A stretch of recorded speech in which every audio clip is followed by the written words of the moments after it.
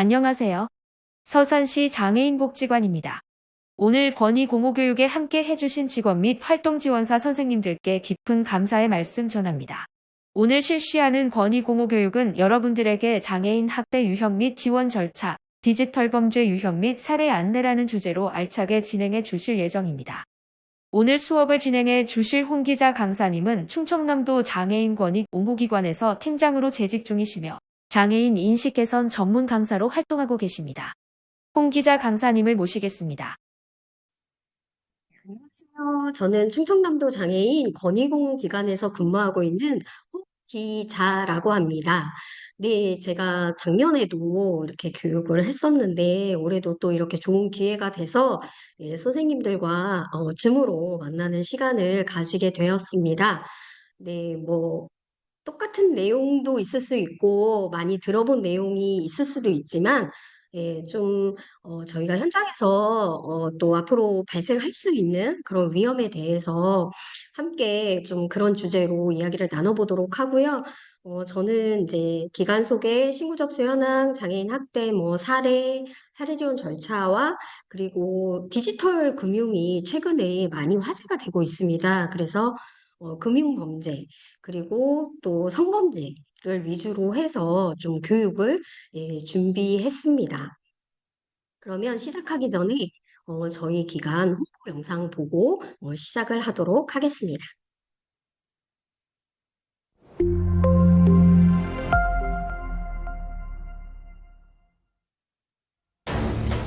끊임없이 들려오는 장애인 학대 사건. 장애인 학대 의심 사례는 2018년 1835건, 2019년 1923건에서 2020년 2069건으로 매년 증가하고 있습니다. 장애인 권익 옹호기관은 장애인 복지법에 의해 설치되었으며 전문성을 가지고 장애인 학대 관련 업무를 수행하고 있습니다. 전국 17개 시도에 장애인 권익 옹호기관이 설치되어 있습니다.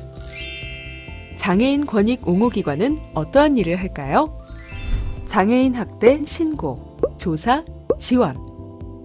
장애인 권익 옹호기관은 장애인 학대 신고를 받고 조사를 하며 피해 장애인에게 맞는 지원을 합니다. 누구든지 장애인 학대를 알게 되면 신고해야 하며 미등록 장애인도 지원합니다. 장애인 학대 예방. 장애인 당사자, 신고 의무자, 학생 등 대상에 맞게 장애인 학대 예방 교육과 인권 교육을 진행합니다. 또한 사람들에게 장애인 학대를 알리고 장애인 학대 신고를 독려하기 위한 다양한 홍보 활동을 합니다. 연구와 정책 제안. 장애인 학대와 관련된 연구를 하며 제도 개선과 더불어 정책을 제안하고 예방을 위한 교육 자료를 개발합니다. 대외 협력.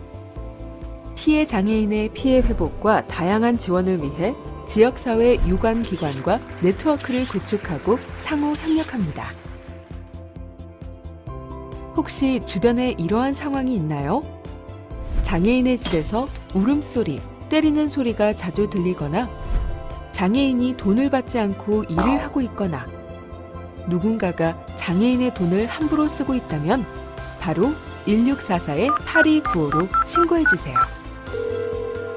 장애인 권익 옹호기관에서 여러분을 지원합니다.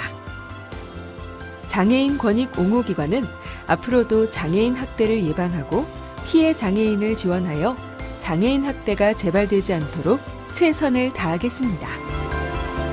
장애인 학대 없는 사회, 장애인 권익 옹호기관이 함께합니다.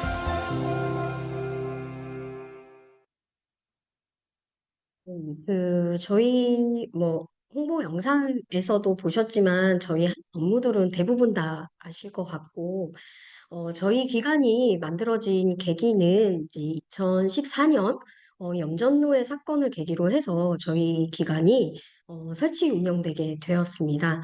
2014년도에 한 63명에서 한 5명 정도가 이제 염전에 갇혀 있었고 그중에 일부가 장애인이었고 나머지는 비장애인이었는데 다 아시는 것처럼 편지의 한 통을 통해서 이 내부의 사정이 알려졌고 경찰들이 이제 비밀 수사를 통해서 이분들을 구출할 수 있었는데요. 이 염전노예 사건 자체가 굉장히 사회적 파장이 컸고, 장애인 대응을 하는 기관이 필요하다라는 필요성에 대해서도 사회적으로 굉장히 이제 좀 많은 말들이 있었습니다. 그렇게 되면서 대응을 위한 기관을 만들자라고 해서 권익공기관이라는 것으로 이제 2017년도에 개소를 하게 되었고요. 이 염전노예 사건 당시에 뭐 일부는 뭐 나라를 상대로 손해배상 청구를 해서 또 받기도 했고, 많은 분들이 다시 염전으로 돌아갈 수밖에 없는 좀 그런 구조였다고 해요. 가족들의 돌봄도 어려웠고, 사회적으로 이제 정착하지 못해서, 지역사회에 정착하지 못해서 떠돌다가 다시 염전으로 돌아가는 케이스도 있고 그랬다고 하는데, 아직도 이제 이 중에 한 분은 전국을 돌아다닌다고 해요. 그래서 계속 연락이 전남으로 오고 있다라고 이제 전남에서 근무하시는 팀장님이 이야기도 해주셨는데 여기가 지금도 카르텔이 형성돼 있고 21년도에도 이제 제2의 뭐 염전노예다라고 해서 기사도 굉장히 많이 났었는데 이 당시에도 미등록 장애인이었고 이분이 이제 염전에서 노동력 착취를 당했다라고 이제 신고가 되면서 어, 이제 전남에서도 같이 지원을 하고 있는 상황이고요. 이분도 이제 그 도망쳐서 이제 밝혀지게 된 그런 케이스입니다. 지금 현재 문제는 이제 여기가 또 아이도 이제 출산하고 있고 카르텔이 형성돼 있어서 이분들이 계속적으로 이제 뭐 성매매업소나 염전주 뭐 이런 동네에 대한 동네 사람들 이런 것들이 아직도 인식 자체가 좀 바뀌지 않은 부분들이 있고요. 2014년도에는 뭐 경찰, 공무원, 뭐 연기가 연기는 사람이 없었다고 하더라고요. 근데 지금은 조금 많이 바뀌긴 했지만 현재 신안도 1도 염전을 관리하고 있고 그래서 굉장히 노력을 기울이고 있기는 한데 계속적으로 발생하는 상황으로 보면 또 발생할 수 있지 않을까라는 생각이 들고, 이 염전주들도 2014년도에 준사기로 기소됐던 염전주가 21년도에도 똑같이 이제 준사기로 기소가 됐거든요. 이런 것처럼 계속적으로 반복적 행태가 이루어지고 있습니다.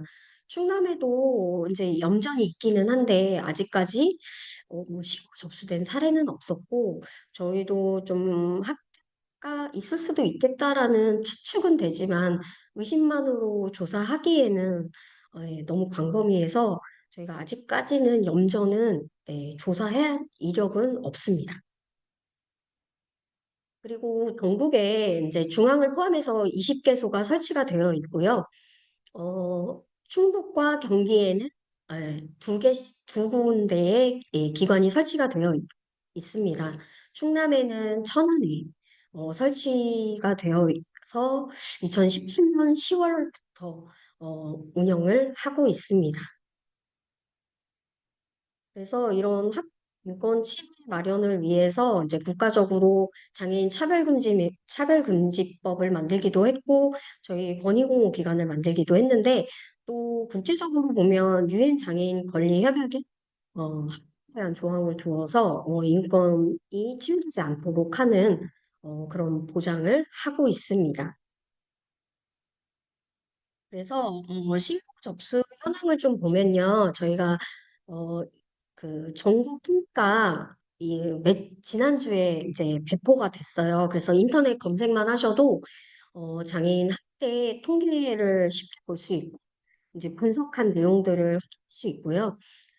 그 내용 통계 기준으로 보면 저희가 2022년도보다 23년도에 한 500건 정도의 좀 많은 접수건이 증가를 했고, 23년도보다 24년도가 더 많은 학대 증가 추세를 보이고 있어서 내년에는 훨씬 더 많은 좀 학대 신고율이 나올 것 같아요. 그래서 이렇게 좀 지속적으로 증가하고 있는데 그 이유 중에 하나가 교육도 많이 하고 또 사회적 인식 자체가 이제 좀 변화하면서 이런 신고 접수율도 점점 늘어나고 있습니다. 그리고 보면 좀 유형으로 보면 신체적 학대, 정서적 학대, 경제적 착취 순으로 이렇게 좀 나타나고 있고 발생 장소도 피자 거주지, 또 장애인 거주 시설 이렇게 조금 높은 비중인데 무엇보다 피자 거주지에서 가 많이 발생을 하고 있습니다.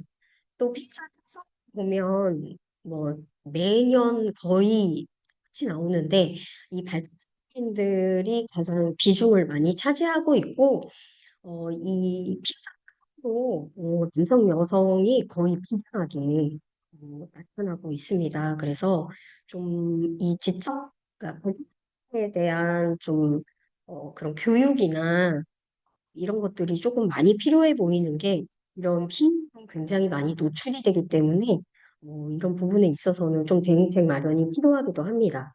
또 해당 보면 21년까지는 클럽이나 시설 종사자에 의한 학대가 많았다면 22년도부터는 좀 가족, 친인척에 의한 학대 비중이 높아지면서 작년 같은 경우에는 굉장히 많은 비중을 차지하고 있습니다. 그래서 타인이 뭐 40% 정도 되고 가족에 의한 학대가 한 35%, 그리고 이제 신고 의무자인 기관 종사자에 의한 학대가 22.3%로 굉장히 많은 비중을 차지하고 있습니다.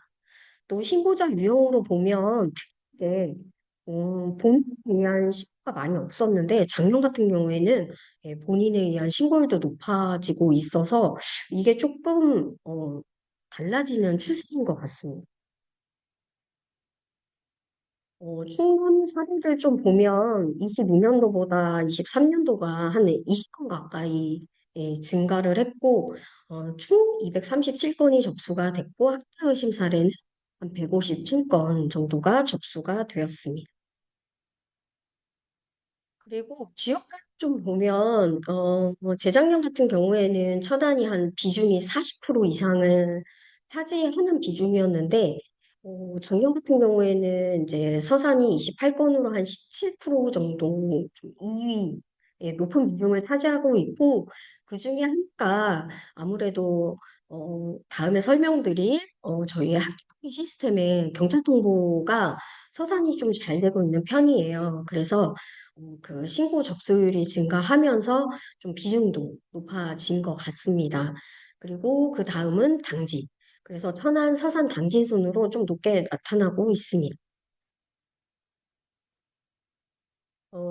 요거는 저희가 쓰는 시스템이고요. 이 시스템은 복지부에서도 확인이 가능합니다. 그래서 볼 수 있는 곳은 중앙과 보건복지부에서 전국 지역의 사례나 통계들을 좀 볼 수 있고요. 저희가 여기 있는 것처럼 경찰 서가 접수되도록 시스템상에 마련이 되어 있습니다. 그래서 이렇게 신고가 들어오면 여기 번호가 떠요. 그래서 그 번호를 확인해서 저희가 신고 접수를 하고 있고 여기 보시면 여기 뭐 체크 등록 밑에 보시면 저희가 시키는 순서대로 접수 번호를 매겨서 사례 번호로 지정을 하고 있습니다. 또 청소나 언어 장애인을 위해서 문자나 카카오톡 서비스도 오픈이 되어 있어서 1644 825를 누르시고 이제 들어오셔서 신고를 하시면 되는데 이 보이는 게 저희 문자 신고 시스템인데 음, 번호가 있어요. 이렇게 내담자 아이디로 뜨고 개인에 대한 인적이나 뭐 아무것도 확인할 수 없기 때문에 가능합니다. 그래서 저희 문자 신고 시스템을 활용하시면 좋을 것 같고, 저희가 이제 출장이나 이런 업무들이 있다 보니까 바로바로 대응이 좀 어려울 수도 있기는 하지만, 그래도 남겨놓으면 저희가 확인하면 바로바로 답장을 드리니까, 이 시스템을 이용하셔서 상담을 받아보셔도 좋을 것 같고요. 무엇보다 저희가 이런 기록들은 다 시스템에 입력해서 남겨놓고 있어요. 그래서 혹시라도 이 어떤 내용이 필요하시면 상담 잘하면 저희가 정보공개 청구하시면 그런 내용들도 나중에 추후 뭐 문제가 발생했을 때 전달 가능하니까 저희 문자 시스템을 이용하셔도 좋을 것 같습니다. 그럼 본격적으로 좀 설명을 드리도록 하겠습니다. 아까 뭐 영상에서도 장애인 학대는 계속 증가하고 있고 저희 기관에서도 뭐 어떤 일을 하고 있다라고 설명을 드렸는데 이 장애인 교육을 위해서 마련된 기관이 저희 기관이고요. 이 학대라는 개념을 장애인 복지법에 정의를 두고 있습니다. 그래서 뭐 신체적, 정서적, 언어, 언어적, 성적 폭력이나 가혹행위, 경제적 착취, 유기 또는 방임하는 것이라고 되어 있고 총 크게 5가지로 구분을 하고 있습니다. 어, 아동, 노인, 그리고 저희 장애인 이 부분 기준은 거의 똑같은데 저희가 아동 좀 다른 점은 아동은 경제적 차치가 없습니다.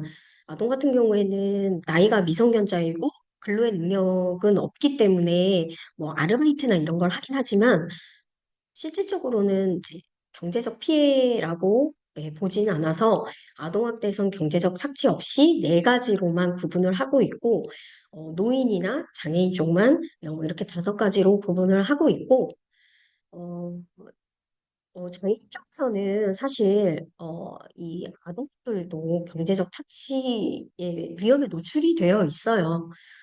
실질적 사례를 좀 설명을 드리면 여기는 장애인 가구로 구성이 되어 있는데 이제 부모님이 자녀 이제 본인들 명의로 휴대폰 그 사용을 하다가 어, 이제 요금을 받지 않아서 휴대폰을 사용할 수 없게 되니까 이제 자녀들 명의로 휴대폰을 개통을 해서 신용불량자를 만들었던 그런 사례가 있었습니다. 결국에는 이제 그 자녀들은 모두 이제 본인들이 이렇게 모아놓은 돈을 가지고 핸드폰 요금을 다 썼던 그런 상황이긴 했지만, 좀 이런 사실이 종종 발생을 하고 있어서 미성년자여도 이런 경제적 착취는 발생할 수 있다. 장애인 쪽에서는 볼 수 있습니다. 그러면 한씩 좀 어, 설명을 드리기 전에 이 장애가 발생했을 때는 좀 그 장애인 관련 기간 제한이 걸릴 수도 있고 이제 식구 유무자나 이런 경우에는 가중처벌이 될 수 있습니다. 그리고 장애인 학대에 대해서는 대한 국선 변호사 선임도 가능하고요. 그런데 이 국선 변호사도 다른 것은 아니고 조건에 대한 좀 될 수 있고 또 수사 재판 참여 시 준수일 조력이 신청이 가능합니다. 그래서 좀 그 현장에서 가끔 이제 당사분들이 자가 돼서 실명의인 동석을 요청하거나 아니면 행위자여서 실명의인 동석을 요청하는 경우가 있어요. 근데 이 실관계인은 사실 어느 정도 어, 실관계가 형성된 상태에서 동석을 하면 좋은데 대부분은 이제 복지 종사자들도 많이 하시고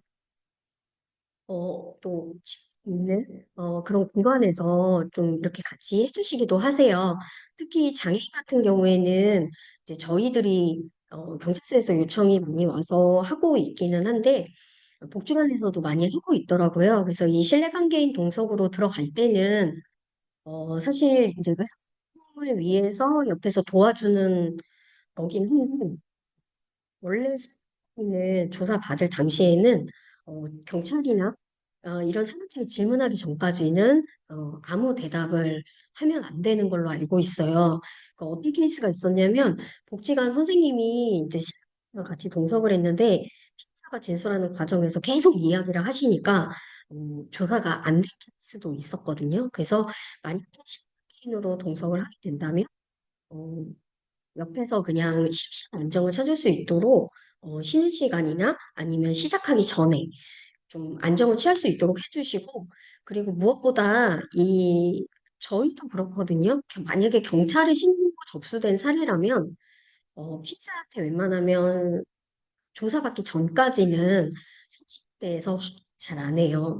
왜냐하면 진술의 오염이 될 수도 있기 때문에. 그래서 만약에 선생님이 그런 사항을 확인하신다면 첫 번째로는 그냥 피해 사항만 확인하시고 그것을 재차 질문하거나 하시는 과정을 거치시지 않는 게 좋은 게 피해자가 뭐 말을 따라하거나 이런 경우도 있기 때문에 진술의 오염이 되지 않도록 하는 게 좋습니다.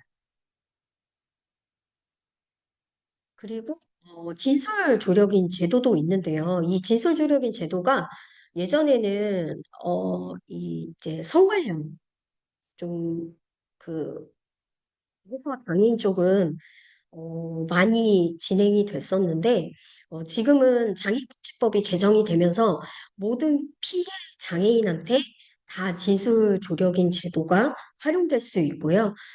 이것을 활용을 하면 여기 보이시는 것처럼 검찰청이나 경찰, 뭐 해병센터 이런 곳에서 이제 조사를 받으실 때 나 진술조력인 신청한다고 이야기하시면 좋습니다. 그리고 혹시 저희가 뭐 그 저희한테 신고서 안 되고 복지관 자체에서 했다거나 아니면 뭐 그 동석이 요청이 온다거나 했을 때 저희가 들은 변호사님한테 들은 그 조언인데요. 진술이 잘 되지 않더라도 진술 녹화를 하는 것이 가장 좋다고 합니다. 어, 보통은 거의 대부분 진술 녹화를 하는데 그 이외에 폭행 사건이나 아니면 다른 사건의 경우에는 진술 녹화를 안 해요. 근데 이 저희가 어떤 케이스가 있었냐면 그 신체적 학대로 접수가 돼서 이제 제가 실 동석을 해서 이제 조사를 받았는데 이게 녹화를 안 했어요. 녹화를 안 했는데 나중에 피해자가 진술을 했음에도 불구하고 어, 진술이 인정이 안 된 케이스들이 있었거든요. 피해자가 지적장애인인데 이 진술을 잘 할 수가 없다.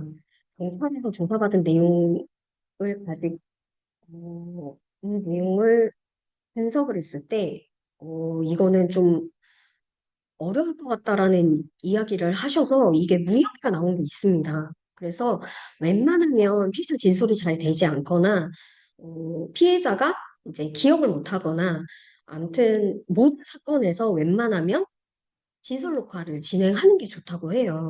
그래서 선생님들도 이거 알고 계셨다가 혹시라도 실명계인으로 동석을 하게 되신다면 웬만하면 진술 녹화로 해두시는 게 나중에 피해자가 법정에 가서 진술하지 않아도 되는 장점이 있습니다. 그래서 요거를 활용하시면 좋을 것 같습니다. 그래서 요거 조력인 제도도 알고 계셨다가 또 피해자가 좀 어려워하는 부분이나 해법센터에서는 이 진술조력 제도를 많이 활용을 하는데 일반 경찰서에서는 잘 쓰지 않아요. 그래서 요것을 활용하면 굉장히 좋을 것 같습니다.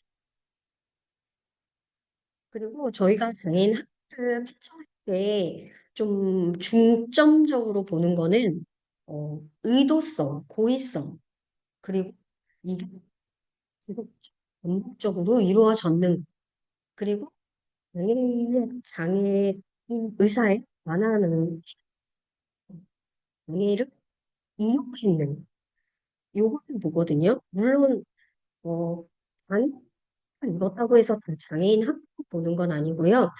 장애를 이용했지가 가장 중요합니다. 장애 이유로 해서 폭력이 이루어졌는지, 장애를 이유로 해서 경제적 착취가 이루어졌는지, 그리고 이게 이었는지 지속적으로 이루어졌는지 이런 것들을 좀 종합적으로 판단해서 장애인 학대를 판정을 하고 있습니다.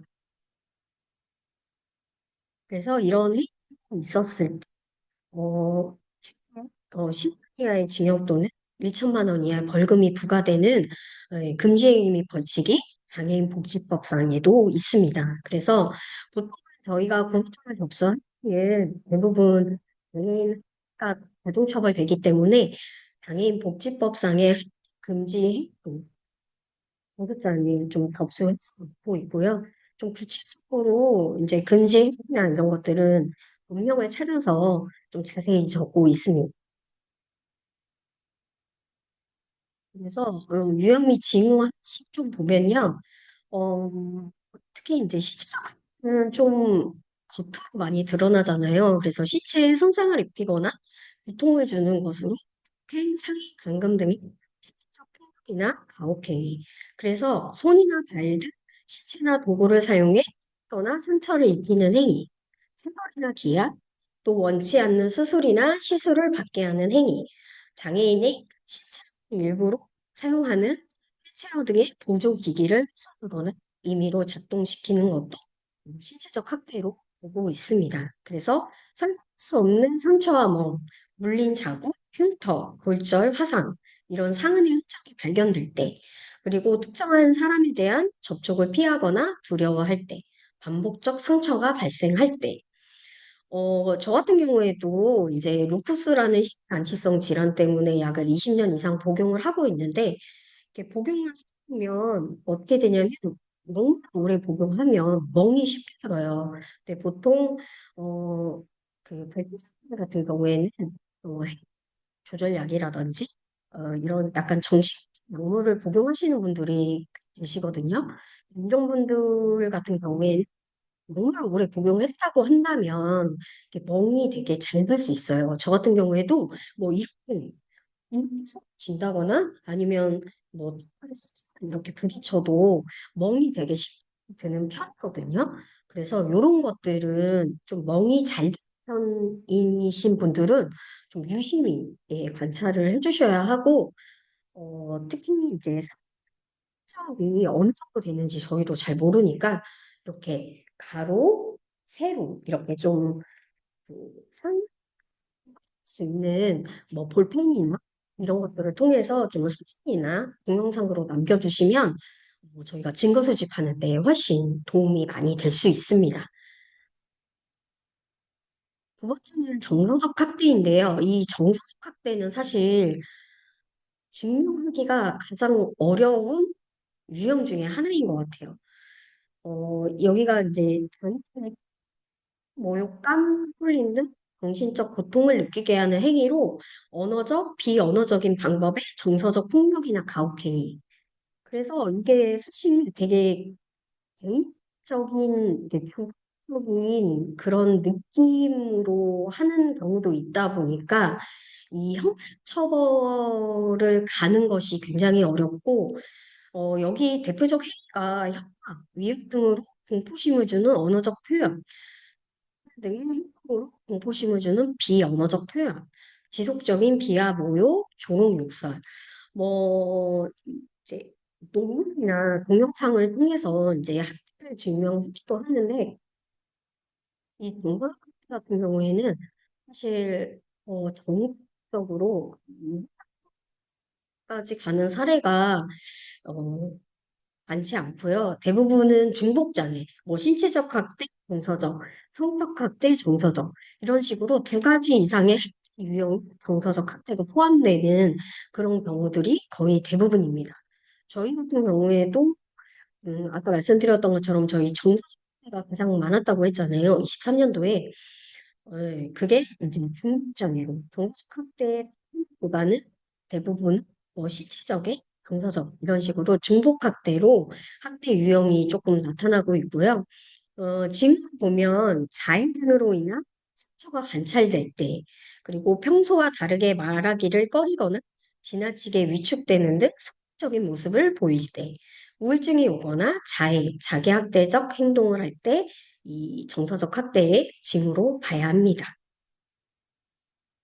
세 번째는 성적 학대인데요. 성적 학대는 뭐 다 아시다시피 뭐 성적으로 착취하거나 장애인에게 성희롱 등 성적 수치심을 주는 행위입니다. 그래서 뭐 강간추행, 뭐 의사에 반하는 성적 불쾌감 행위, 성매매 강요, 그다음에 성적 행위나 성적 수치심을 주는 행위, 뭐 조주빈 사건 되게 유명했잖아요. 성적 행위나 신체 등을 촬영, 유포, 게시하는 이런 행위를 했을 때 성적 학대로 보고요. 뭐 설명할 수 없는 임신, 성기나 가슴 등 부위에 통증을 호소하거나 출혈이 있을 때, 이전과 다르게 성적 표현이 증가할 때, 이럴 때 좀 봐야 하는데 특히 이제 발달장 같은 경우 의사소통이 어려운 경우에는 뭐 갑자기 가슴이나 성부 쪽을 뜯거나 긁는다든지, 그러니까 이전에 뭐 없었던 상처가 발견된다든지, 특정 반복적으로 표현이 된다든지, 이런 것들이 있을 때는 좀 성적 학대로 의심을 해봐야 하고요.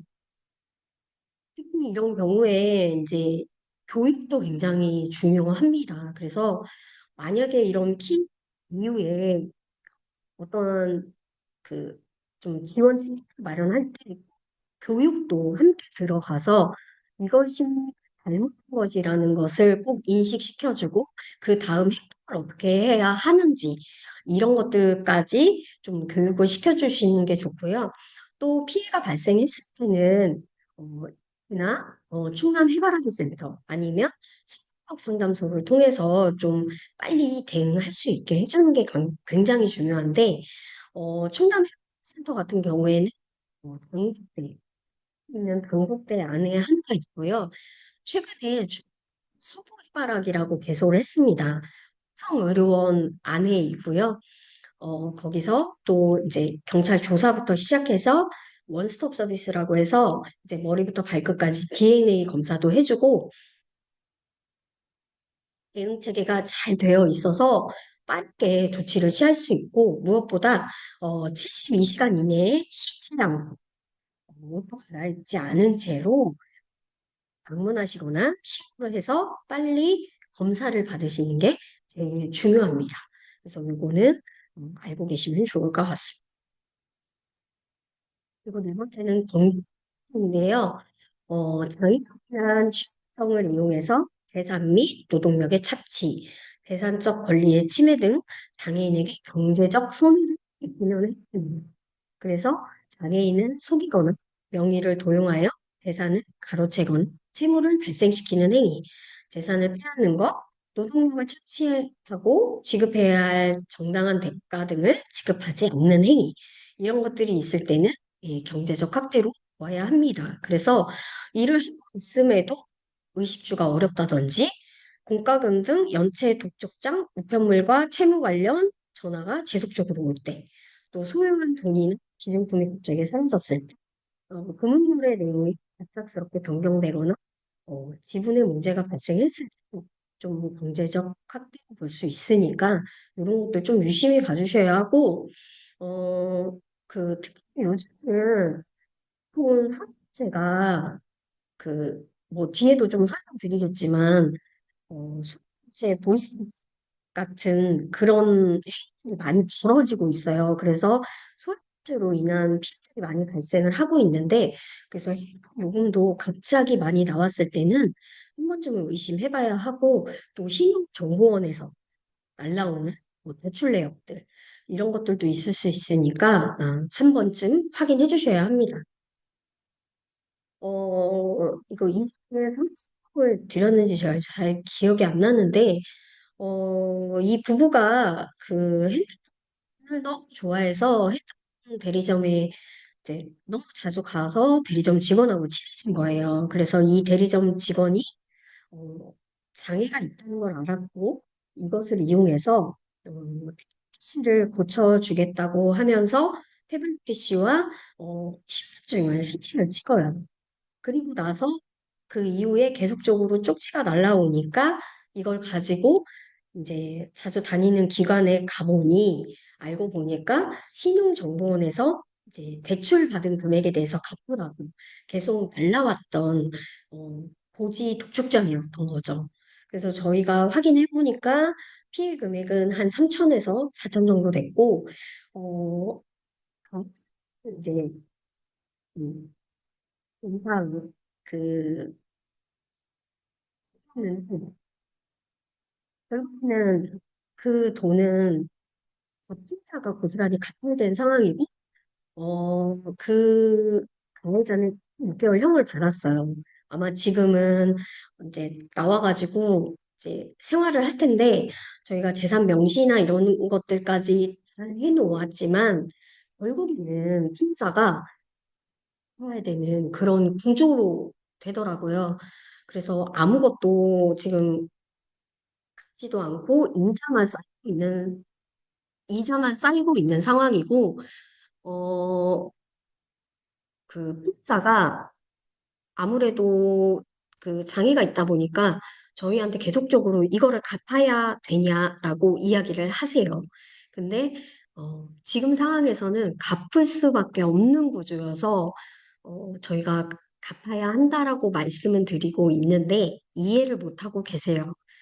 다행히 좀 도움을 주시겠다는 좀 변호사님이 계셔서 저희가 이제 좀 도움을 받으려고 하고 있긴 한데 이분이 또 2차 피해를 당하고 계셔서 추가적으로 고소장을 접수하고 저희가 진행 중에 있기는 하지만 이렇게 한 번 피해에 노출이 되니까 2차, 3차 계속 피해에 노출이 돼요. 그래서 혹시라도 저희가 이런 사례를 의뢰한다거나 아니면 현장에서 이제 예전에 범죄로 인해서 피해를 봤던 분이 이제 대상자로 이제 그 지원을 하고 계신다면 이런 부분들까지 좀 한 번쯤은 관찰을 해주시면 좋을 것 같습니다.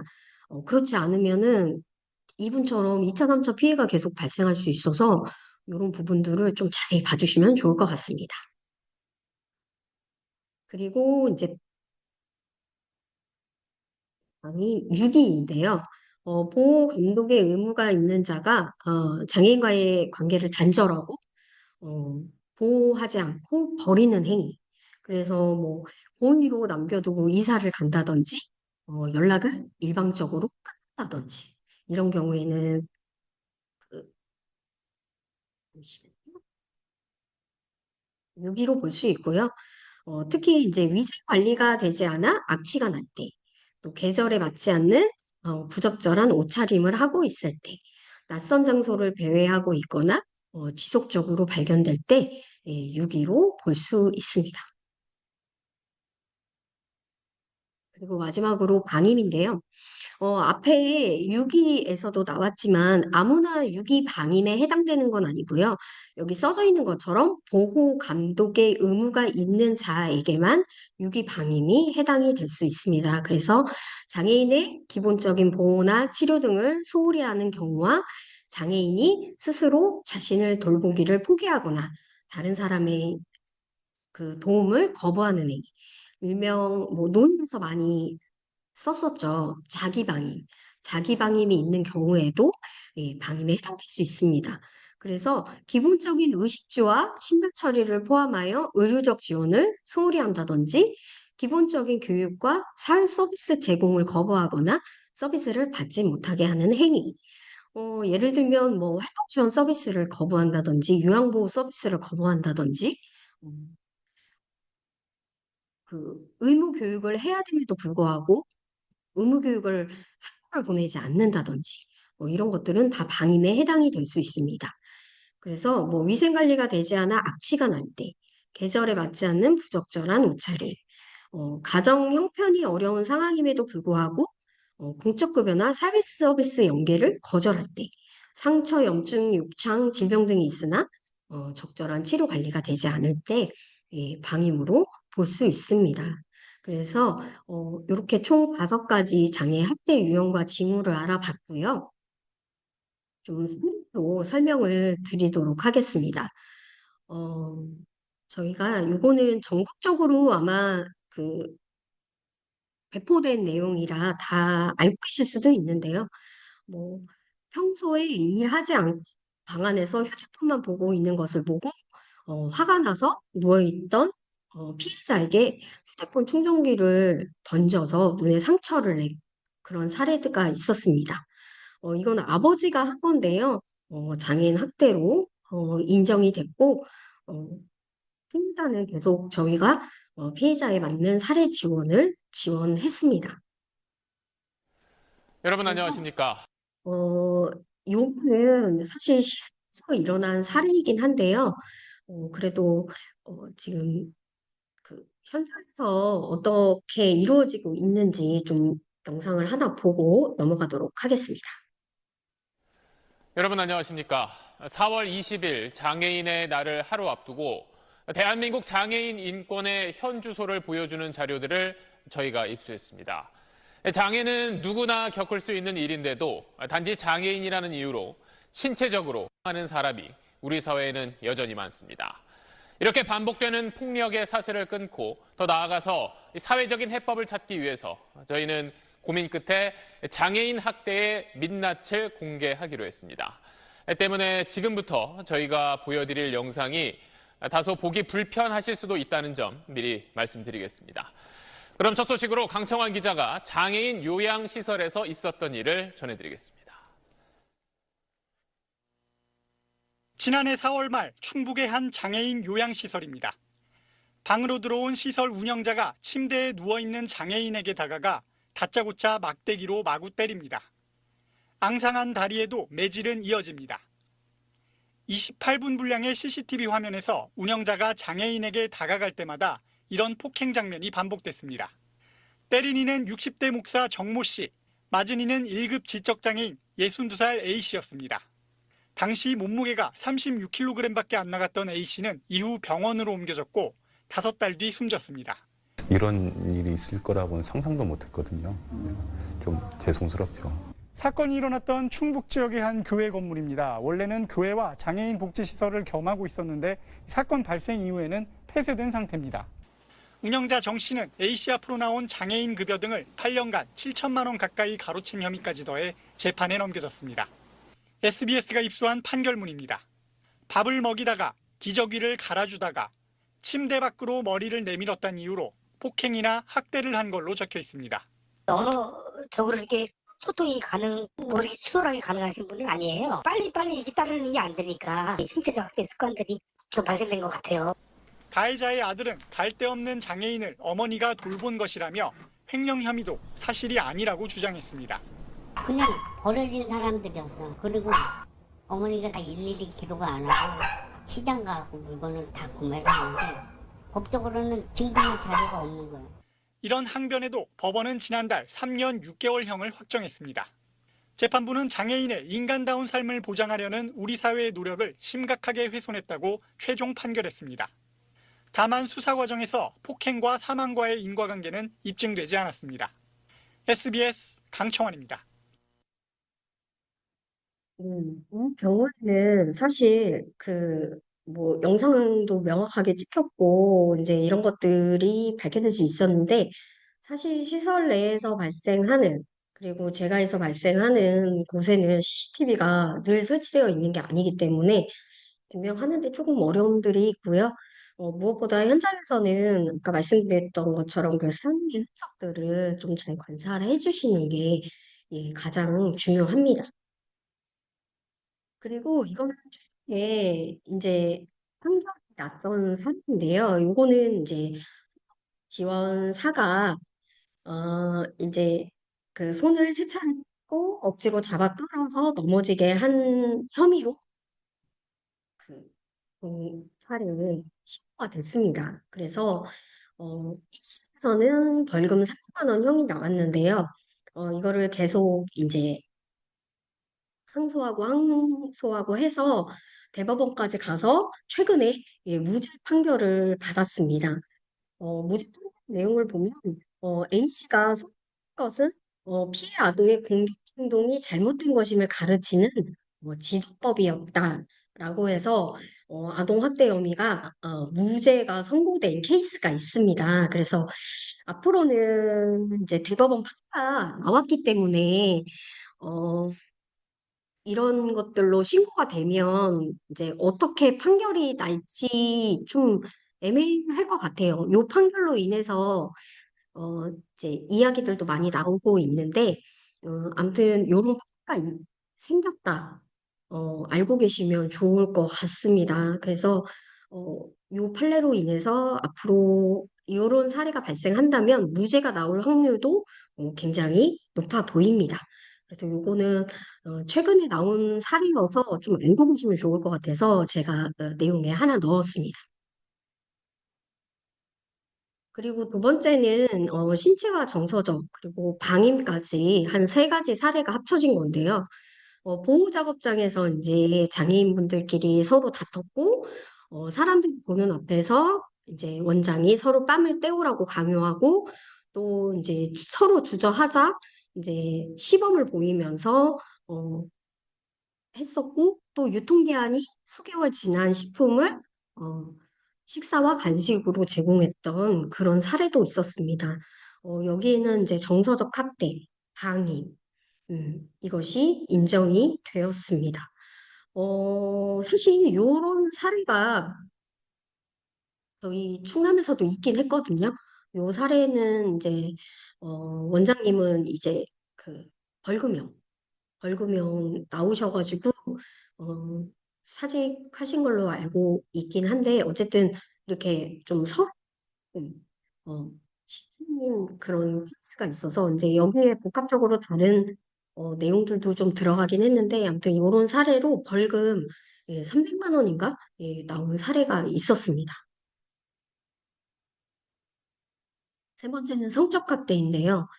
나영 씨가 장애가 있다는 것을 알고 이제 형광등을 갈아준 다음에 접근을 해서 모음을 스마트폰으로 촬영을 했던 그런 사례였는데요. 이거는 이제 그 성적 학대로 인정이 됐고 요즘에 이제 이런 거를 유포하면 이제 디지털 성범죄가 되겠죠. 어, 이게 좀 요즘에는 이제 온라인상에서 이런 학대가 많이 발생하고 있는 것으로 알고 있는데 어, 그거를 이제 그 사례도 이제 저희 건의공호 기관에서 진행했던 사례로 이제 피해자에게 맞는 피해자 지원을 하고 행위자는 경찰에 고소해서 최종적으로 이제 법원 판결까지 난 그런 사례입니다. 그리고 이제 마지막으로 이제 경제적 착취인데요. 어, 그 금전 관리를 해줬다고 해놓고서는 개인적 용도로 사용을 하고 또 보험을 담보로 대출을 받도록 하고 그 돈을 가로채서 사용도 하고 아파트 처분 권한을 넘겨받는 등 재산상의 피해를 입혔던 굉장히 경제적 학대이지만 여러 가지 많은 피해를 좀 준 상황인데요. 이것도 이제 사실로 인정이 됐고 경제적 착취도 인정이 같이 장애인 학대 내용으로도 인정이 되었습니다. 이게 노출이 되고 나면 이 경제적 착취도 이 이렇게 조금씩 하다가 이제 범위가 굉장히 광범위하게 넓어지더라고요. 아마 이분도 처음에는 재산 관리로 시작을 했다가 대출도 받고 재산상의 손해를 입히는 이런 행위로 점점 늘어나는 추세로 봤을 것 같아요. 저희가 진행했던 사례는 아니어서 어, 좀 추측을 해보면 대부분은 자기에서 범위를 넓혀가더라고요. 그래서 아마 이 사례도 그런 케이스 중에 하나인 것 같습니다. 저희 아까 말씀드렸던 그 피해자도 처음에는 이제 얼마 안 됐었는데 이게 점점 이제 한국에서 되다 보니까 점점 영역을 넓혀서 몇 군데서 대출을 받았었거든요. 그런 것처럼 이분도 이제 먹을 수 있는 만큼 먹고 공과정이나 이런 데서도 사회지도원이 그 피자 그러니까 그 무형부자나 이게 아예 보호자가 없는 이런 분들을 대상으로 해서 이제 그 도움을 준다고 이제 그 통장이나 이런 걸 다 하잖아요. 그런 것들을 본인들이 다 알아서 하기 때문에 그 몰래 가서 통장에서 내역을 돈을 뽑아가지고 개인적 용도로 활용하거나 실질적 대출을 받고 아파트 분양권을 넘겨받는 그런 사례들이 좀 있었습니다. 타 지역에서. 그래서 그 사례는 이제 변호사님을 끼고 이제 진행을 한다고 하는데 아직까지 좀 진행 중에 있고 피자가 아니라 이제 공동생활 가정 내에서 여러 명이 걸쳐 있다 보니까 좀 조사가 오랫동안 진행이 된다고 하는데 그런 식으로도 영장 판결에서 피자가 한 명이 아니라 여러 명, 좀 역행하는 그런 케이스도 있습니다. 그래서 저희 사립 지원 절차를 보면 뭐 다 아시겠지만 신고 접수되면 현장에 나가 조사를 하고 학대 판정을 해서 학대로 판정이 나면 사례 지원을 하고 있고요. 이 사례 지원이 되면 저희가 아니라 3개월에서 최대 6개월, 2년까지, 최대 3개월에서 최대 2년까지 모니터링을 하고 있습니다. 그래서 2차 피해가 발생하지 않는지 확인을 좀 하고 있고요. 무엇보다 신고할 일이 있으시다고 하시면 많은 정보를 저희 쪽에 주시면 저희가 좀 빨리 좀 피해자한테 도움을 줄 수 있어서 그런 부분들을 좀 확인하시고 저희 쪽으로 신고해 주시고 하면 굉장히 좋을 것 같아요. 그래서 좀 무엇보다 그 저희가 긴급 분리를 해야 되는지 현장에서 뭐 병원을 가셔야 되는지 이런 것들은 좀 자세히 말씀해 주시면 바로 분리가 안 될 수도 있기 때문에 좀 요거는 좀 그때 신고해 주실 때 바로 알려주시면 좋을 것 같습니다. 네, 그래서 발견 즉시 신고를 해주시면 좋을 것 같고 이런 내용을 토로해서 요즘에 최근에 발생하고 있는 디지털 범죄에 대해서 좀 설명을 드리려고 해요. 뭐 디지털 범죄는 컴퓨터나 인터넷을 이용해서 사람이나 조직에 피해를 입히는 불법적인 행위인데 장애인 디지털 범죄는 장애인들의 취약점을 악용해서 금전적, 정신적 피해를 주는 행위라고 할 수 있겠습니다. 그래서 이 디지털 범죄가 점점 진화되고 있기 때문에 또 기술이 점점 발전하고 있고, 그래서 이제 국가적으로 새로운 기술도 도입하고 법 강화나 제정을 위해서 많은 노력을 하고 있는데, 그렇긴 하지만 피해는 점점 늘어나고 확산되는 추세로 가고 있습니다. 그리고 뭐 뒤에도 나오겠지만 우리나라 IP를 쓰는 게 아니라 외국 IP를 도용해서 이렇게 사용을 하고 있기 때문에 어디서 이 사람들이 범죄를 하는지 실질적으로 알 수가 없어요. 뭐 요즘에 또 많이 익명으로 사용하고 있고 뭐 페이스북이나 여러 가지 그런 인터넷을 통한 그런 범죄가 발생을 하고 있는데 뭐 인공지능과 컴퓨터 등의 기술을 통해서 범죄를 분석하고 검거하는 데 사용하고 있지만 그래도 이 범죄에는 많이 노출이 되고 있습니다. 2026년에 디지털 사기, 뭐 금융 범죄를 집중적으로 단속을 했을 때 2만 5천 명 정도가 검거가 됐다고 하는데요. 근데 검거 인원이 전체의 10%밖에 안 돼요. 구속 인원은 뭐 검거 인원의 많은 비중을 차지하고 있긴 한데 이런 거 보면은 아직까지는 디지털 범죄에 대해서 어, 어렵다. 좀 검거가 어렵다라는 생각이 많이 들고 우리나라에서 그 스포츠 기본법을 만들기 위해서 올라가 있다고는 하더라고요. 근데 아직도 이제 국회에서 계류돼 있는 상태로 되지 못했다고 하고, 요런 것들이 빨리 정비가 돼서, 추가 피해 당하지 않도록, 당했을 때 빨리 구제받을 수 있는 이런 대응책들이 좀 마련이 돼야 하는데, 사실 그 장애인 대상으로 한 통계들이 많이 안 나와 있더라고요. 저도 자료를 찾다가 못 찾긴 했는데, 장애인에 대한 통계가 딱 나와 있지는 않고, 좀 찾기가 굉장히 어려워서, 이 디지털 범죄에 대한 통계도 좀 필요할 것 같고요. 이 디지털 범죄의 좀 특징은 세 가지로 좀 구분할 수 있는데, 익명성, 광범위성, 다양성으로 좀 구분을 할 수 있습니다. 그래서 익명성은 뭐 너무나 잘 아시다시피 알 수 없는 추적이나 어렵습니다. 범죄자가 누구인지 밝혀내기가 어렵기 때문에 수사를 하다가도 수사 중지된 케이스들이 많아요. 왜냐하면 수가 없기 때문에. 그리고 두 번째는 광범위성. 전 세계적으로 발생할 수 있기 때문에 피해 범위가 넓고 불특정 문제로 확산이 될 수가 있습니다. 그리고 이 범죄 유형이 굉장히 다양해요. 그래서 뭐 개인 정보 도용, 사이버 공격, 금융사기, 온라인 괴롭힘 등이 포함이 되는데 대응으로 발생할 수 있기 때문에 다양성을 가지고 있습니다. 그래서 이 디지털 범죄는 익명성, 광범위성, 다양성의 특징을 가지고 있습니다. 좀 기사가 난 그 건데요.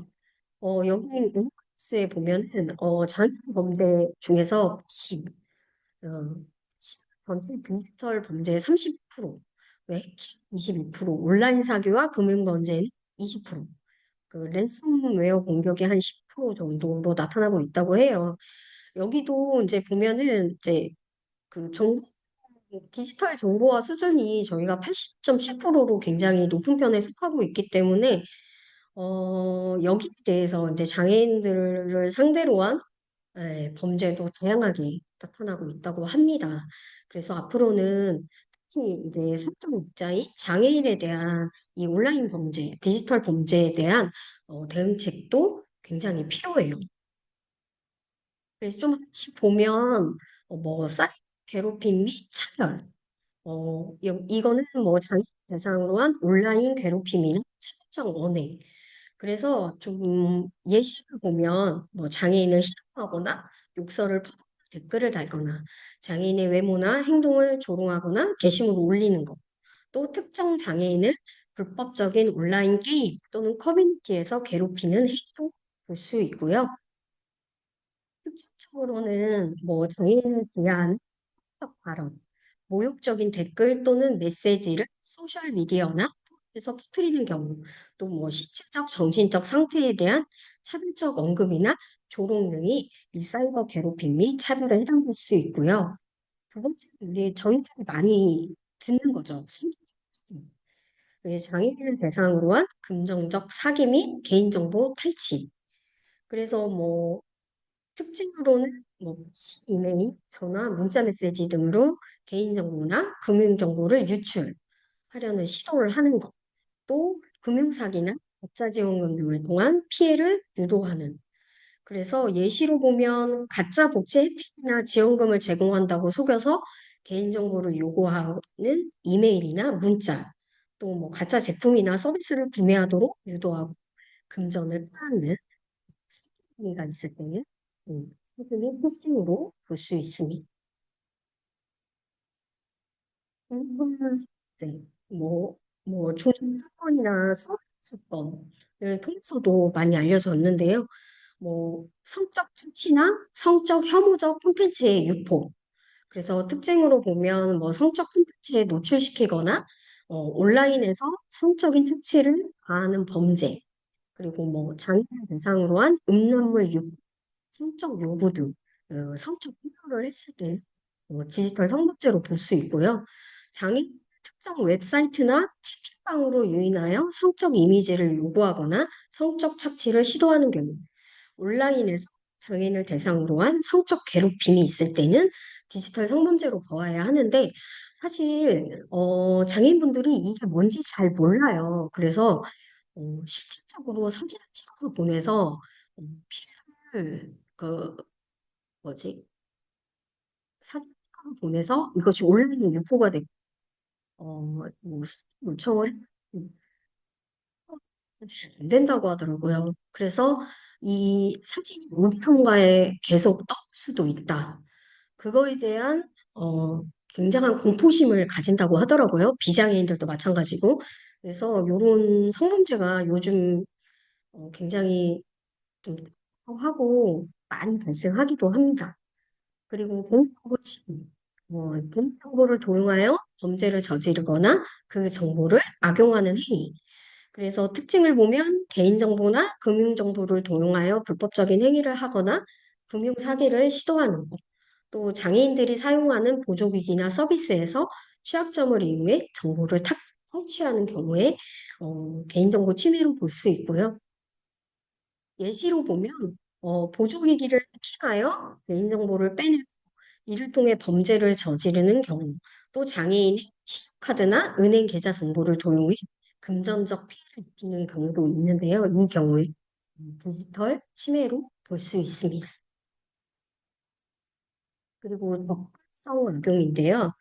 장애인들이 디지털 환경에서 겪는 접근성 문제를 악용해서 범죄를 저지르는 행위인데, 어, 특징은 웹사이트, 애플리케이션, 보조기술에 존재하는 취약점을 이용해서 범죄를 저지르는 행위, 그다음에 장애인이 사용하는 보조기술, 이것들을 해킹하는 거. 이런 경우에는 해당될 수 있고요.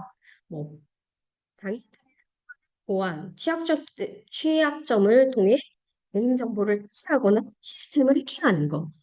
장애인들이 접근할 수 있는 서비스에서 결제 시스템이나 개인정보를 탈취하는 경우가 해당될 수 있습니다.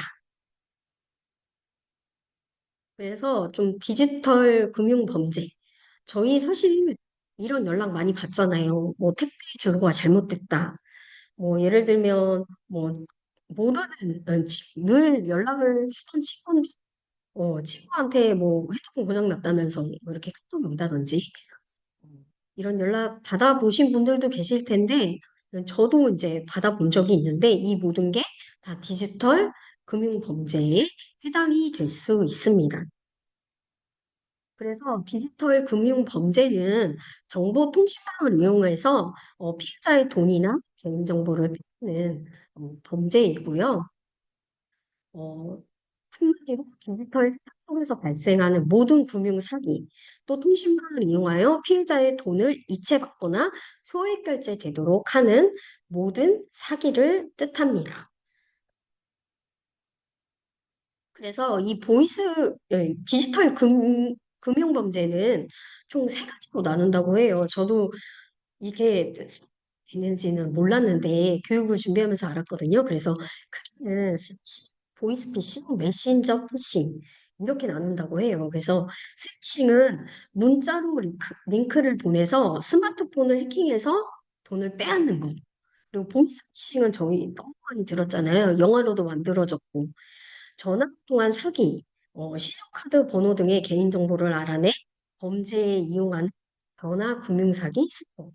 그리고 메신저 피싱은 메신저를 이용한 피싱, 메신저 아이디를 도용하여 로그인한 뒤 등록된 지인에게 메시지를 보내 돈을 요구하는 행위를 했을 때 메신저 피싱. 그래서 총 디지털 금융은 이렇게 세 가지로 구분을 할 수가 있습니다. 그럼 하나씩 좀 보면요. 스칭은 이제 이게 문자로 인터넷 주소를 보내고 이거를 리퀘스트 개인정보를 쓰라고 하는 이 행위를 스피싱이라고 부르는데, 이 스피싱을 이제 서 많이 나오긴 했지만, 인터넷 주소를 누르면 악성 앱이 설치가 되고, 개인정보를 빼앗아서 핸드폰 소개팅가 되기도 하고, 통장에서 돈이 출금되기도 합니다. 그래서 이런 뭐 초대장 스미싱, 뭐 정부 지원 스미싱, 쿠폰 스미싱, 여러 가지 스미싱 등이 많이 배포가 되고 있고, 저도 많이 오는 게 같은 거, 요런 스미싱이 좀 많이 오는 편인 것 같아요. 그래서 그 스미싱을 했는데도 계속 날라오는데 바로 그때그때 누르지 않고 가장 좋고요. 지금 핸드폰을 한번 켜보시면 이거는 안드로이드 기준이에요. 안드로이드 기준으로 이제 여기 와이파이 있는 데 다니시면 여기는 그 약간 뭐라고 해야 되지? 동그란 이 모양의 그 누르는 곳이 있습니다. 그거를 누르시면 설정에서 보안 및 개인정보 보호라는 곳으로 들어가세요. 여기 들어가셔서 보안 위험 자동 차단이라는 것이 있어요. 요것을 중으로 해두시면 의심스러운 것들은 자동으로 차단이 되거든요. 그래서 선생님들도 안 돼 있으시다면 하시고 혹시 장애인 당사자분들이 좀 노출이 잘 될 것 같으신 분들 좀 특정되잖아요.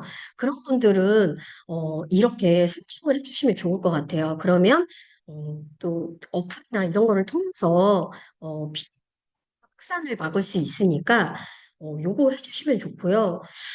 아이폰은 제가 아이폰을 써서 좀 봤는데 안드로이드처럼 되어 있진 않더라고요. 그래서 아이폰 같은 경우에는 설정 눌러주시고 개인정보 및 보안으로 들어가서 민감 경고는 되더라고요. 그래서 요거를 정도 설정을 해주시면 그래도 좀 도움이 될 수 있을 것 같아요. 그래서 예, 안드로이드와 아이폰 요것을 좀 알아두셨다가 좀 사용을 해주시면 좋을 것 같습니다.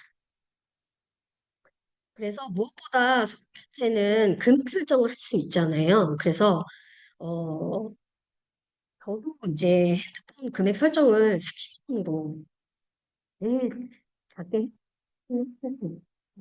좀 생각해도 안 수는 없으니까 좀 일정 금액으로 최대한 낮춰놓는 게 좋고요. 이런 것들을 좀 신청할 수 있도록 유도해 주시는 게 좋습니다. 그래야 범죄의 피해에 노출될 좀 그런 분들은 좀 막을 수 있습니다. 사전에 막을 수 있으니까 이렇게 해주시면 좋을 것 같고요. 싫어도 이제 스위칭을 눌렀다면 핸드폰 초기화 어, 그리고 해주시고 무엇보다 받은 문자 지우지 말고 삭제됐다면 경찰에 신고해주시고 또 경찰서에서 사건 사실 확인서를 받아서 통신사에 이제 내가지고 좀 취소될 수 있도록 해주는 것도 필요합니다. 그래서 이 방법은 좀 잘 알아두셨다가 현장에서 사용하시면 좋을 것 같습니다. 그리고 두 번째는 보이스피싱인데요. 뭐 보이스피싱은 너무 잘 알죠. 전화를 걸어서 예, 뭐 돈을 달라고 하거나 개인정보를 달라고 해서 통장에서 돈을 받거나 소액결제되는 그런 행위들인데 뭐 최근 많이 됐던 게 뭐 어디 금융청 무료다 이러면서 뭐 계좌번호 알려달라 뭐 이런 식으로 해가지고 전화 끊지 않고 계속적으로 유도하게 예, 뭐 수사관, 경찰, 은행, 금융감독원 이렇게 사칭을 했을 때 전화를 끊고 절대로 개인정보 알려주거나 계좌번호, 이름 뭐 이런 것들은 알려주시지 않는 게 좋고요. 뭐 병원 뭐 이러면서 돈 보내달라 뭐 이런 경우도 있었고 어, 그러니까 무조건 전화를 끊고 확인을 하는 게 가장 좋습니다. 저도 인가요? 오래됐는데 제가 집에서 이제 쉬고 있는데 제가 그 검색창가 어디서 전화가 온 거예요. 그러면서 뭐 보이스피싱 전화가 온 거죠. 그래서 저 이제 이름 부르면서 전화 받으라고 하니까 전화를 끊었던 예, 그런 케이스도 있기는 해요. 요즘 뭐 보이스피싱에 관련된 것들이 많이 알려져서 그래도 많이들 대응하시긴 하시는데 이게 전화에 미끼에 빨려들으면 전화를 끊지를 못하는 것도 많이 나오더라고요. 그래서 자살하는 케이스도 뉴스에서 종종 보기도 하는데 이제 전화번호를 바꿀 수가 있더라고요. 이 사람들이. 그래서 내가 전화를 끊고 이 번호로 다른 사람한테 전화해도 그 사람이 전화를 받는 거죠. 목소리 변조해서. 그러니까 그럴 때는 다른 사람 전화나 집 전화로 전화해서 확인하는 것이 가장 좋습니다. 음. 실수로 이제 보이스피싱에 속아가지고 개인정보가 뭐 알려졌거나 이랬을 때는 통장 지급 정지 신청하시고요. 어, 이것은 나 은행을 통해서 빨리 신고를 하시는 게 좋습니다. 사실 보이스피싱으로 되면은 통장도 거래가 중지되고 아무것도 안 되더라고요. 그래도 최대한 빨리 신고해서 도움을 받는 것이 추가 피해를 막지 않는 지적 것은 장애인들을 굉장히 좋고요. 그리고 요즘에는 이 잔을 이용해서 오히려 보이스피싱에 가입시키는 그런 케이스도 있습니다. 이 영상을 한번 보도록 하겠습니다. 지적 장애인들을 유인해 보이스피싱 범죄에 가담시킨 조직 간부가 구속이 됐습니다. 지적 장애인들의 명의를 악용해 무더기로 유심칩을 개통을 했는데요. 범죄에 동원된 지적 장애인들도 법 적용을 피하진 못했습니다. 윤솔 기자의 단독 보도입니다. 골목길 끝 텅 빈 빌라 반지 앞방. 얼마 전까지 보이스피싱 일당이 모여있던 합숙소입니다. 제가 봤던 장면에서는 4명 이상으로 보였고요. 남자 여자도 섞여 있었던 것 같고 20대 남성 둘, 여성 둘로 이루어진 이들은 지적장애인들. 지난해 9월 인터넷에서 대출 광고를 보고 전화 상담을 받았는데 어느새 보이스피싱 조직원이 돼 있었습니다. 보이스피싱 조직 간부인 42살 A씨는 지적장애인들이 금융정보에 어둡다는 점을 악용했습니다. 생활비를 대주며 환심을 산 A씨는 이들 명의로 법인 20개가량을 개설한 뒤 200여 개의 휴대전화 유심칩을 만들어 본부가 있는 중국에 넘겼습니다. 법인 명의로 하면 유심칩을 더 쉽게 개통할 수 있다는 점을 이용한 겁니다. 그 얘기가 많이 들더라고요. 법인 사업자 개설한 지 얼마 안 되신 분들이 와서 1에서 8%에 나오니까 개통을 해달라고 해요. 이들의 범죄 행각은 지난 10월부터 최근까지 계속됐습니다. 피해액은 최소 5억 5천만 원으로 추정됩니다. 경찰 추적이 시작되자 인천에 머물던 A씨는 조직원들을 활용해 수사망을 피해왔지만 지난 8일 유심칩을 개통했던 휴대폰 대리점 근처에서 체포됐습니다. 서울관악경찰서는 A씨를 사기 방조 혐의 등으로 구속했습니다. 이렇게 범죄에 연루되는 경우도 있기 때문에 굉장히 조심해야 하는 부분이고 또 좀 잃었다고 하면 빨리 경찰서에 신고하는 게 가장 좋은 방법입니다. 그리고 이제 마지막 메신저 피싱인데요. 메신저를 이용한 범죄이고 카카오톡도 메신저기 때문에 해당이 됩니다. 그래서 메신저를 이용해서 거짓말을 하고 돈을 보내달라거나 개인정보를 알려달라고 하는데요. 여기서 이상한 점을 혹시 단번에 발견하신 분이 계실지 모르겠는데, 우선은 첫 번째로 저희가 치면은 여기에 추가, 차단, 신고가 뜨지 않죠. 요것도 좀 봐주셔야 되고, 그리고 무엇보다 해외에서 온 사용자의 표시는 이렇게 떠요. 저희 그 인터넷처럼 이렇게 뜨거든요. 그래서 요것도 잘 보셔야 합니다. 요런 경우에는 가 아니라 해외에서 도용해서 나한테 말을 건다라고 생각을 해주시면 될 것 같아요. 그리고 뭐 사건 같은 경우에는 뭐 예전에 있었는데 지금은 없어진 많이 없어진 걸로 알고 있는데 예, 이렇게 상품권을 보내달라고 하기도 합니다. 그래서 우선은 기본적으로 전화로 확인을 해야 하고 전화가 되지 않는다고 이야기를 한다면 이거는 100% 피싱일 가능성이 굉장히 높고요. 이 피싱을 막으려면 무엇보다 그 비밀번호도 자주 바꿔주시고 자동 로그인보다는 그때그때 로그인을 해서 들어가는 것이 가장 좋습니다. 최근에 이제 저희 같이 일하는 선생님 얘기해 주셨는데 카카오톡 아시는 분이 명의 도용을 당했대요. 그래서 카카오톡 못 쓴다고 하던데 이중 보안을 해야 된다고 하더라고요. 그래서 여기 카카오톡 그 계정에서 보시면 자세히 보기로 들어가면은 여기 저도 지금 2차단도 인증이 되어 있는데 웬만하면 2차 단계에서 인증할 수 있도록 바꿔서 좀 해주시는 게 조금 더 보안을 강화시키는 방법입니다. 그래서 이것도 선생님들도 저희도 사실 카카오톡으로 그 모든 정보들을 다 공유하고 하거든요. 그래서 최대한 이게 이제 하거나 노출이 되지 않으려면 좀 보안을 강화하는 게 굉장히 중요합니다.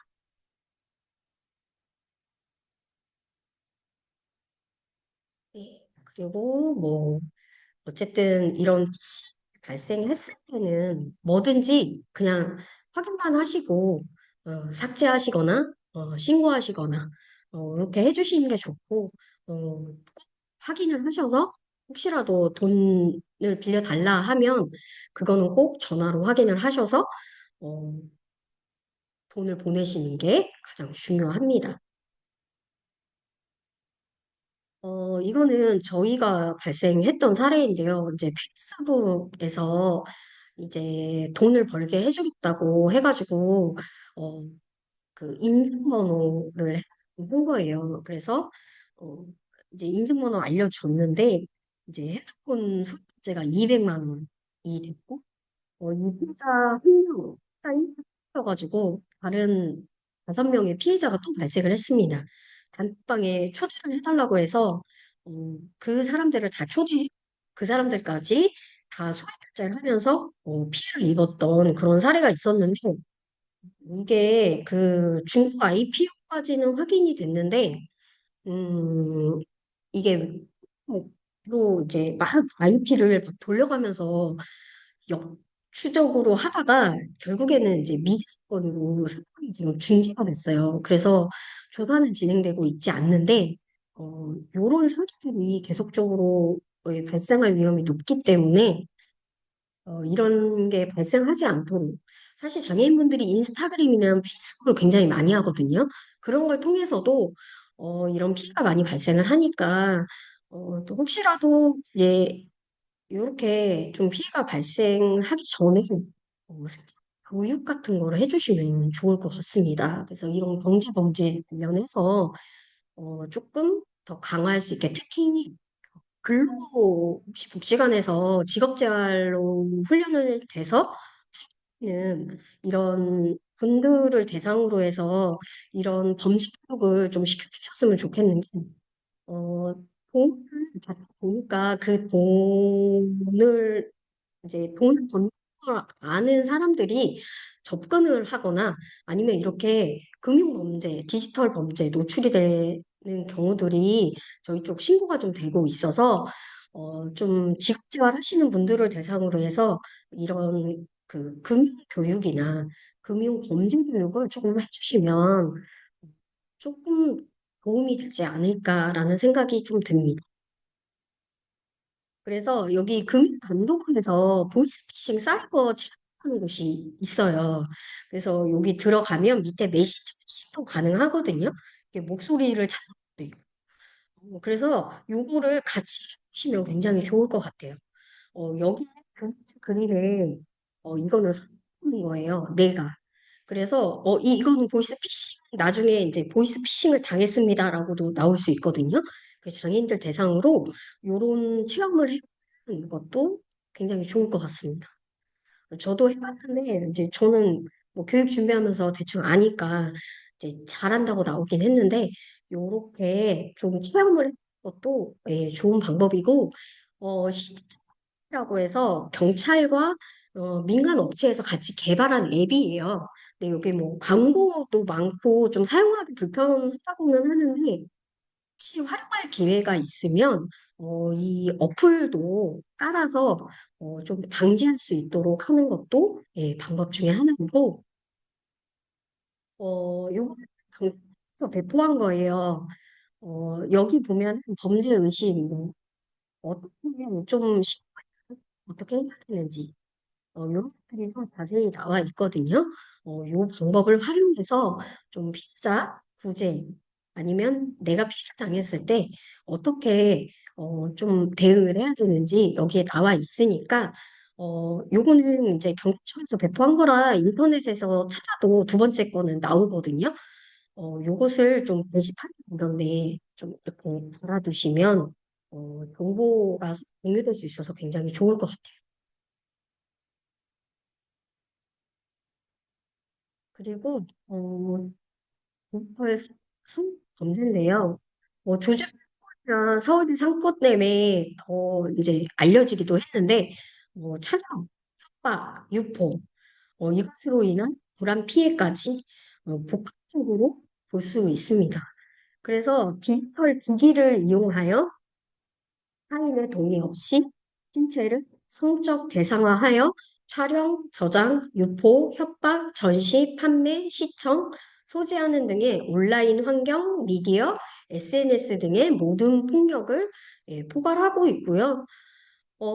이 디지털 성체 구조 자체가 의사에 관하는 뭐 촬영으로 인해서 생산이 되고 이것이 뭐 웹하드, SNS, 뭐 사이트 등 동의하지 않은 상태에서 사실상의 유통이 됩니다. 그러면 이거는 이제 불법적 다운로드가 되고 이것이 다시 재유포되면서 인터넷상에 이제 확산이 되는데, 이거를 업체에서 아니면 이제 신고를 해서, 어, 이제 이런 기관에서 삭제하고 해도 이게 100% 삭제가 안 되기 때문에 계속 생산되고 이게 반복적으로 이루어지고 있고, 무엇보다 여성을 성상하는 이런 성적 문화로 인해서 이 디지털 범죄가 계속적으로 발생을 하고 있습니다. 특히 이제 야동 문화, 이 야동 문화로 인해서 자연스럽게 피해 촬영물이 취약되는 문화가 생겼고, 이것이 디지털 성범죄 구조의 기반이 되었다고 해요. 그래서 좀 생각해 보면 아유 이런 피해가 발생했을 때 평소에 늦게 다니고 놀기 좋아하더니 뭐 이러면서 아니 왜 좋아서 찍어놓고 이제 와서 피해자래? 약간 피해자에게 모든 책임이 있는 것처럼 이야기를 합니다. 그래서 모든 책임은 여성에게 있다. 약간 이런 좀 씌워지고 어 사실로 이 성취 받는 게 해자보다는 피해자한테 먼저 좀 이런 말씀 원인을 이게 두고 있어서 조금 사회 구조상 이런 문제들이 많이 발생을 하고 있고요. 2020년에 좀 보면 가장 좀 그, 그런 느끼는 게 유포이라고 해요. 여러 디지털 사업체 중에 유포 불안, 내가 범죄 당한 뭐 사진을 찍힌 뭐 이런 데에서 유포 불안에 대한 부분이 지속적으로 증가를 하고 있고 실질적으로도 이것 때문에 굉장히 정신적 피해를 많이 받고 있다고 합니다. 성적 유형으로는 뭐 불법 촬영, 괴롭힘, 온라인 성착취, 불안 피해, 딥페이크, 뭐 협박 피해, 유포, 뭐 온라인 글루밍 되게 많은 것들이 포함이 되어 있고 뭐 아까 디지털 범죄에서도 나왔지만 뭐 익명성, 시간 무제약성, 비대면성 이런 것들로 인해서 이 성범죄가 계속적으로 이루어지고 있습니다. 특히 이제 익명으로 한 방에서 이런 성범죄한 부분들이 유통이 되다 보니까 밝혀지는데도 굉장히 어려움이 있습니다. 요즘 좀 되고 있는 것들을 좀 말씀드리면 로맨스 스캠. 처음에 보이스피싱도 사실 범죄가 아니었거든요. 보이스피싱도 처음에는 범죄가 아니었다가 나중에 범죄로 인정이 됐는데 이 로맨스 스캠도 마찬가지예요. SNS나 어플로 다수의 이성에게 접근을 해서 친분을 쌓은 다음에 자금이 필요하다면 돈을 요구하는 사기 수법인데 규모는 20년도에 비해 23년도에 굉장히 많이 증가했고 앞으로 이런 온라인상의 이런 피해들이 24년 어느 정도 될지 모르겠는데 지금 굉장히 추세가 급하게 좀 늘어나는 추세로 가고 있고 이 로맨스 스킨은 사실 쓰면 가상의 인물인데 남자인지 여자인지도 모르고 아무것도 알 수가 없어요. 저희 피해자 중에도 이런 분이 계셨는데 하게 믿습니다. 그렇기 때문에 여기서 해보기가 어려워요. 그래서 미리 예방이 중요한데 웬만한 SNS에서 무분별한 친구 추가는 자제해야 하고 인터넷상 교제나 연락할 때에는 가정한 금전 요구에는 절대적으로 거절할 수 있도록 개인정보 요구 거절 및 상대가 보낸 인터넷 주소에는 접근이 금지되도록 하는 것이 중요하고요. 이런 일이 입었다고 한다면 사이버 경찰청에 피해를 신고하고 입금한 은행이 지급 정지 또 반환 가능한지 여부를 문의해서 반환이 될 수 있으면 반환을 받을 수 있도록 하는 것이 좋고요. 있었냐면 목표를 통해서 알게 된 행위자가 특정 사이트에 포인트가 많아서 현금으로 환전해 줄 것을 요구했는데 요때 행사를 시도하면 1,400만 원의 재산에 피해를 입혔습니다. 근데 행사가 여자인지 남자인지 뭐 몇 살인지 뭐 전혀 확인될 수가 없고요. 어, 이것도 경찰에 했는데 알고 추적이 불가해서 예, 수사가 중지됐습니다. 이렇게 그 온라인상에서 발생한 것 같은 경우에는 SNS를 통 좀 예, 피해가 어렵고 요 사례도 이제 SNS에서 당해서 입었는데 돈을 받지 못하는 그런 상황의 내용인데 보도록 하겠습니다. SNS를 통해 지적장애인에게 접근해 사기 행각을 벌이는 경우가 최근 늘고 있습니다. 지적장애인에게 온라인으로 접근하다 보니 가해자를 특정하는 것도 쉽지 않다고 합니다. 하정영 기자가 취재했습니다. 지적 장애가 있는데도 마트나 식당에서 어렵사리 일자리를 구해 수년간 돈을 모아온 이모 씨. 지난달 전 재산을 잃고 말았습니다. 돈을 가로챈 사람은 얼굴 한번 본 적 없는 남성입니다. 이 씨가 호기심에 접속한 소개팅 앱에서 대화를 시작했고 어플 광고 많이 뜨잖아요. 그냥 채팅으로 얘기할 사람은 필요한데 잘못 걸렸죠. 채팅을 통해 친분이 쌓이자 이 남성은 코인 투자를 끈질기게 권유했습니다. 무슨 코인 자기 더 불러준다고 가입을 했는데요. 돈을 얻는데 빨리 가서 은행 가서 적금까지 해약하라고. 여러 차례 보낸 돈은 모두 3,400만 원. 투자가 잘 되고 있는지 물으려 했더니 연락은 끊어져 버렸습니다. 전 재산이고 어떻게 보면 살아가는 끊일 수도 있고요. 그 모든 것을 한꺼번에 잃었다는 게 돈을 가지고 탈시설을 했는데 그런 것을 어떻게 감당을 하고. 이렇게 SNS를 통해 지적장애인을 갈취하는 범죄는 빠른 속도로 늘고 있습니다. SNS를 통해서 전혀 알지 못하는 사람들을 온라인으로 사실 만나서 피해를 보고 있는 사례들도 사실은 되게 많습니다. 대화를 하다 보면 알잖아요. 지적장애인은 어떤 특성이 있다라고 하는 것들을. 지적장애가 있는 피해자를 상대로 온라인상에서 범죄가 이루어지다 보니 가해자를 특정하는 단계부터 어려움이 많습니다. 지적장애인 상대 범죄가 더욱 지능화하는 만큼 이에 대응하기 이렇게 좀 어려운 부분이 있으니까 사전에 좀 파악하는 것도 어렵긴 한데 최대한 좀 현장에서 이런 부분들이 대응을 어떻게 해야 할지 그런 부분들에 대한 마련이 좀 필요할 것 같고요. 또 제가 하고 있는 것 중에 하나가 딥페이크예요.